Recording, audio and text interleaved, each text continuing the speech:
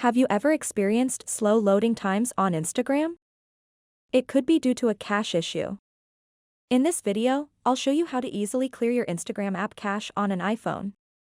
I'll provide step-by-step instructions so you can get back to enjoying the full potential of the app in no time. So make sure to watch this video until the very end to learn how to clear your Instagram app cache on an iPhone. To get started, open up the settings of your iPhone and then scroll down a little bit and tap on General. And then tap on iPhone Storage. So now, what you want to do next is scroll down until you see Instagram. Once you find it, tap on it. And now all you have to do is tap Offload App. Tap Offload App one more time.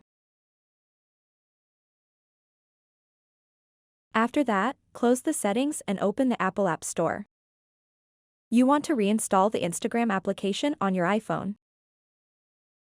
And now you have successfully cleared the Instagram cache on your iPhone. So that wraps up this tutorial. If you have any questions about this whole process, please let me know in the comments section below. And if this video helped you out, please give it a big thumbs up and subscribe to this channel for more tutorial videos like this one. Thank you so much for watching and have a good day.